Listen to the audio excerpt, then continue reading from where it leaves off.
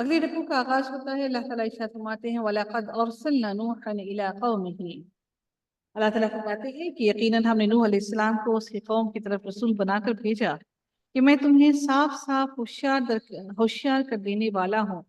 کن کو؟ اپنی قوم کو۔ انی لکم نذیر مبین، کہ میں بے شک تمہیں صاف صاف متنبہ کرنے والا ہوں، ہوشیار کرنے والا ہوں، بتانے والا ہوں۔ اللہ تعبدوا الا اللہ، کہ اللہ کے سوا کسی کی عبادت نہ کرو۔ انی اخاف علیکم عذاب یوم عظیم، بے شک میں ڈرتا ہوں اس دردناک دن کے عذاب سے۔ حضرت نوح علیہ السلام نے اپنی قوم سے یہ واضح الفاظ میں کہا کہ تم میرے رب کے سوا کسی کی عبادت نہ کرنا۔ یہی وہ دعوت توحید ہے جو ہر نبی اپنی امت کی طرف لے کر آیا۔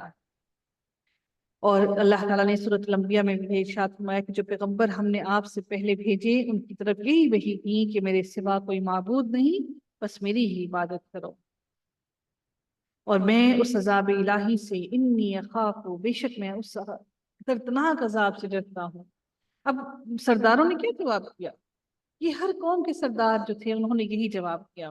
اب یہ ایک ہی بات پوری آگے چلتی جا رہی ہے، ہم اس کو دیکھتے ہیں۔ اللہ تعالیٰ کیا ارشاد فرماتے ہیں فقال الملأ الذین کفروا من قومه، تو اس کے قوم کے کافروں کے سرداروں نے جواب دیا کہ ہم تو تجھے اپنے جیسا انسان ہی دیکھتے ہیں۔ فقال الملأ الذین، اس کے بارے میں دو باتیں بیان کی جا رہی ہیں۔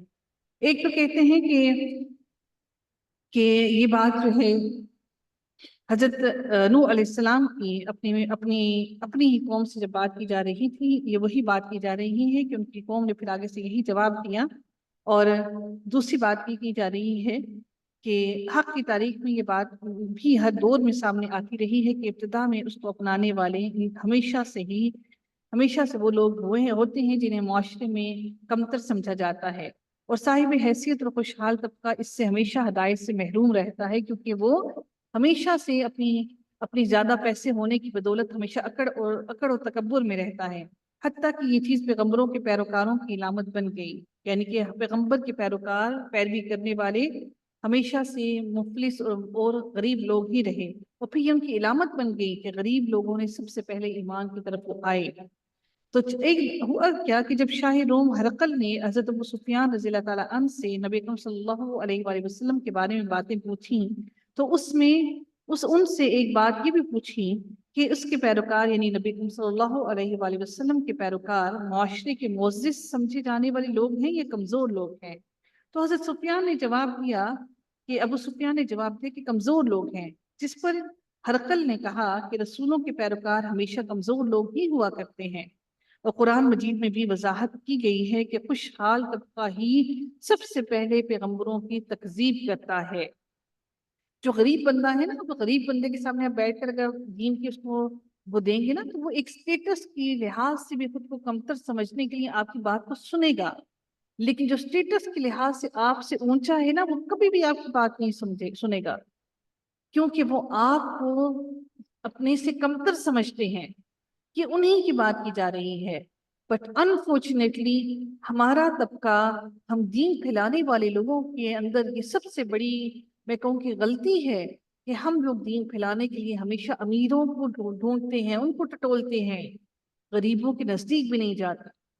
کیوں؟ شاید ہمیں وہاں سے چندہ زیادہ ملنے کی توقع ملتی ہے، شاید ہمیں لگتا ہے کہ ان سے ہماری بھی جیب بھر جائے گی۔ تو ہم جانتے ہیں کہ ہمیشہ سے نبیوں کی باتوں کو بھی غریب طبقے نے سب سے پہلے سنا، اس کو لبیک کہا اور اپنے اعمال کو بہتر کیا۔ غریبوں کا توکل اللہ تعالیٰ پر امیروں سے کئی گنا زیادہ ہوتا ہے۔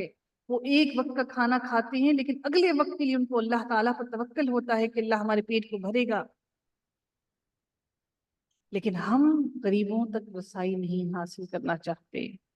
ہم بھی سٹیٹس کانشیس ہے نا، تو یہ ان سب کی بات کی جا رہی ہے۔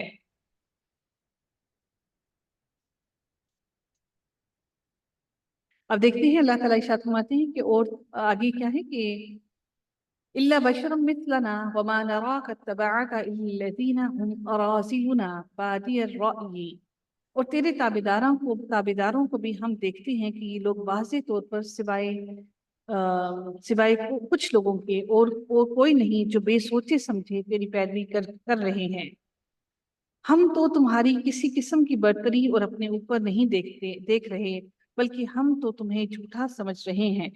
اب یہاں سے کیا مراد لی جا رہی ہے کہ اہل ایمان چونکہ اللہ اور رسول کے احکام کے مقابلے میں اپنی عقل اور رائے کا استعمال نہیں کرتے، اس لیے اہل باطل یہ سمجھتے ہیں کہ یہ بے سوچ سمجھے، بغیر سوچے سمجھے ہی اللہ کا رسول انہیں جس طرف موڑتا ہے وہ یہ مڑ جاتے ہیں، جس چیز سے روکتا ہے یہ رک جاتے ہیں۔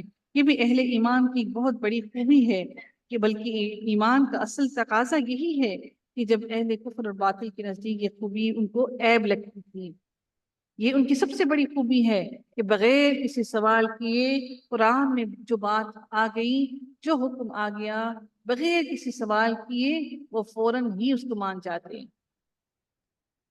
یہ ایمان والوں کی سب سے بڑی خوبی ہے۔ تو وہ یہاں پر ان لوگوں کی بات کی جا رہی ہے جو کمتر وہ سمجھتے تھے کہ کمتر ہیں، وہ لوگ کہتے ہیں کہ ہم تو ان کو سوائے بے وقوفوں کے اور کچھ نہیں سمجھتے، کہ ہم سمجھتے ہیں یہ بے وقوف ہیں، بغیر سوچے سمجھے سن لیتے ہیں اور ہاں کر دیتے ہیں۔ اب اگلی آیت میں پھر حضرت نوح علیہ السلام کی قوم کا ذکر کیا جا رہا ہے۔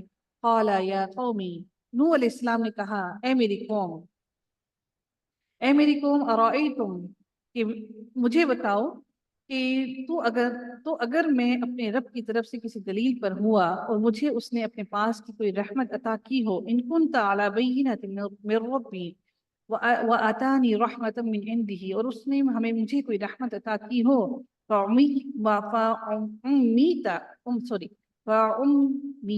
فعمیت علیکم، اور مجھے اس نے اپنے پاس کی کوئی رحمت عطا کی ہو، پھر وہ تمہاری نگاہوں میں نہ آئی، تو کیا زبردستی میں اسے تمہارے گلے ڈال دوں؟ حالانکہ تم اس سے بیزار ہو۔ رحمت کیا ہے؟ حالانکہ تم اس کو ناپسند کرتے ہو۔ اللہ تعالیٰ کا حکم رحمت ہے کہ میں اس کو زبردستی تمہارے گلے ڈال دوں کہ تم اس رحمت کو حالانکہ تکذیب کرنے والے ہو، تمہارے حصے میں وہ رحمت کیسے آ سکتی ہے؟ اللہ تعالیٰ نے وہ رحمت مجھے دی ہے، وہ ہدایت مجھے دی ہے، اور تم اس کو دیکھنے سے بھی قاصر ہو، تم اس کو دیکھنا بھی نہیں چاہتے، تو کیا میں اس کو زبردستی تمہارے گلے ڈال دوں؟ حالانکہ تم تو اس سے بیزار ہو، تم دنیا کی زندگی اور دنیا کا مال و متاع اکٹھا کرنے میں مصروف ہو۔ پھر حضرت نوح علیہ السلام نے پھر یہ کہا واہ یا قومی، اور اے میری قوم والو، میں تم سے اپنے اس پر کوئی مال نہیں مانگتا، میں کوئی پیسے نہیں مانگتا، بلکہ میرا ثواب تو صرف اللہ تعالیٰ کے ہاں ہی ہے۔ میں ایمان والوں کو اپنے پاس سے میں ایمان والوں کو اپنے پاس سے نکال سکتا ہوں، الا علی اللہ وما انا بطارد الذین، نہ میں دور کر سکتا ہوں ایمان والوں کو اپنے پاس سے، ایمان والوں کو میں کیسے دور کر سکوں؟ قوم نوح کے سرداروں نے بھی معاشرے میں کمزور سمجھے جانے والے اہل ایمان کو حضرت نوح علیہ السلام سے کہا کہ اپنی مجلس سے اور اپنے قرب سے انہیں دور کر دیجیے۔ آپ کو یاد ہوگا کہ نبی کریم صلی اللہ علیہ وآلہ وسلم سے بھی مشرکین نے یہی کہا تھا کہ یہ آپ سے دور ہوتے تو شاید ہم آپ سے بیٹھ کے آپ کی باتیں سن لیتے، لیکن چونکہ یہ لوگ ہمارے سے اسٹیٹس میں کم ہے، ہم کیسے ان کے ساتھ بیٹھ کے آپ سے دین کی باتیں سن لیں؟ ان کی بات کی جا رہی ہے کہ حضرت نوح علیہ السلام نے بھی کہا کہ میں ایمان والوں کو خود سے دور نہیں کر سکتا، انہم ملاقو ربہم، کیا پھر آگے کیا ارشاد ہوا کہ انہیں اپنے رب سے ملنا ہے، انہم، بے شک وہ سب کے سب، ملاقو ربہم، اپنے رب سے ملنے والے ہیں، ولکنی اراکم قوما تجہلون، لیکن میں دیکھتا ہوں کہ تم لوگ جہالت کر رہے ہو، تم جاہل ہو، تم ان کے ساتھ بیٹھنا پسند نہیں کرتے۔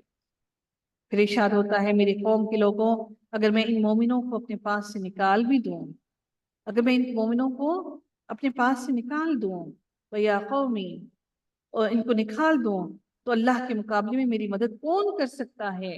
من اللہ ان طردتہم، کون ہے جو میری مدد کر سکتا ہے اللہ تعالیٰ کے سامنے؟ کوئی میرا حامی و ناصر نہیں ہے۔ کیا بھلا تم عقل نہیں پکڑتے؟ کیا بھلا تم نصیحت نہیں پکڑتے؟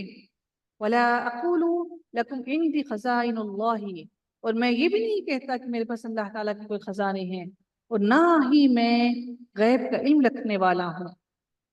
کیونکہ غیب کا علم کیوں کہا؟ کہ وہ بار بار مانگتے تھے کہ عذاب کب آئے گا، عذاب کب آئے گا۔ تو میں غیب کا علم رکھنے والا نہیں ہوں، اور نہ ہی میرے پاس کوئی بادشاہت ہے۔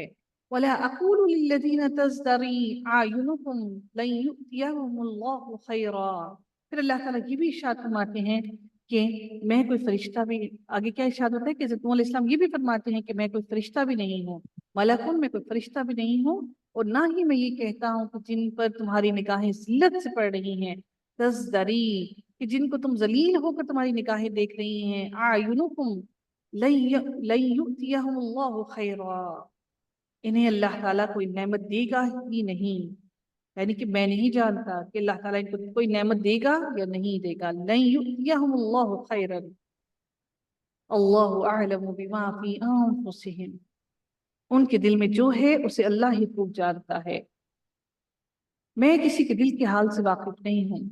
انی اذا لمن الظالمین، اگر میں ایسی بات کہوں تو یقیناً میرا شمار ظالموں میں سے ہو جائے گا.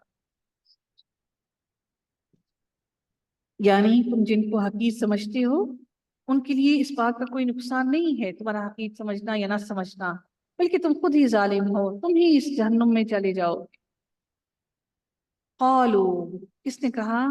قوم کے لوگوں نے کہا، یا نوح، اے نوح علیہ السلام، تو نے ہم سے بحث کر لی ہے اور خوب بحث کر لی ہے.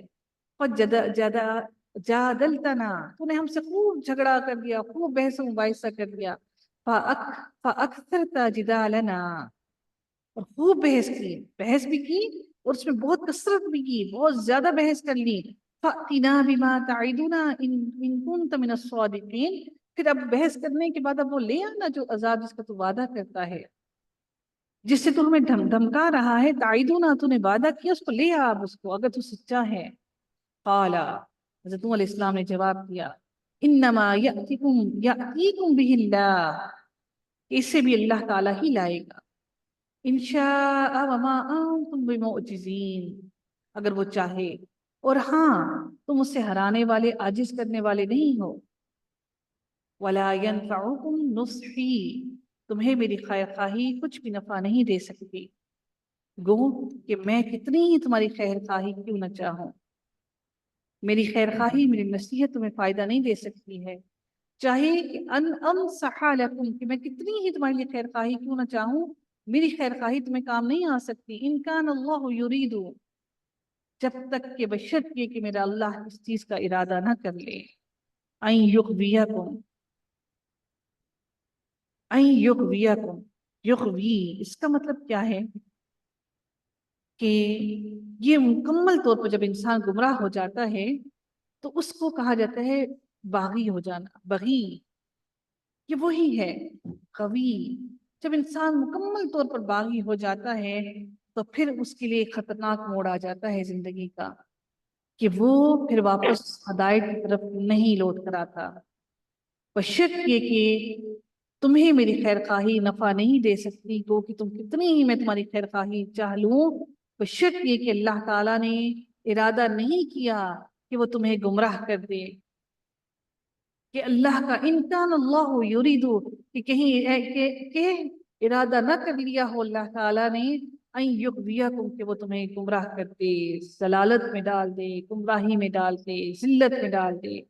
وہ ربکم، وہی رب ہے تمہارا، وَإِلَيْهِ تُرْجَعُونَ، اور اسی کی طرف تم نے لوٹ کر جانا ہے. اللہ تعالیٰ ہم سب کو گمراہی سے محفوظ رکھے. ام یقولون افتراہ، کیا یہ لوگ ایسے ہیں یہ کہتے ہیں کہ اس نے خود اسی نے اس کو گھڑ لیا. نبی پاک کو بھی یہی کہا، حضرت نوح علیہ السلام کو بھی، اور تمام انبیاء کو یہی کہا کہ یہ مکالمہ، یہ قرآن، یہ باتیں ساری ان نبیوں نے اپنے پاس سے گھڑ لی ہیں. تو فرمایا جاتا ہے قل، اللہ تعالیٰ ان کا جواب دے رہے ہیں، اب ان کو جواب دیجیے. ان افتریتہ، اگر میں نے اس کو گھڑ لیا ہے، اگر یہ کلام میں اپنے پاس سے گھڑ کر لے آیا ہوں، فعلی اجرامی، تو میرا گناہ، میرا جرم میرے سر پر ہے، تمہیں اس کا کوئی جواب نہیں دینا پڑے گا. وَأَنَا بَرِيءٌ مِّمَّا تُجْرِمُونَ، اور میں اس سے بری الذمہ ہوں جو تم کرتے ہو. تم میرے عمل سے بری الذمہ ہو، میں تمہارے عمل سے بری الذمہ. فآخر دعوانا ان الحمد للہ رب العالمین، صلی اللہ تعالی علی خیر خلقہ اجمعین برحمتک یا ارحم الراحمین. سبحانک اللہم وبحمدک، نشہد ان لا الہ الا انت، نستغفرک ونتوب الیک. السلام علیکم ورحمۃ اللہ وبرکاتہ.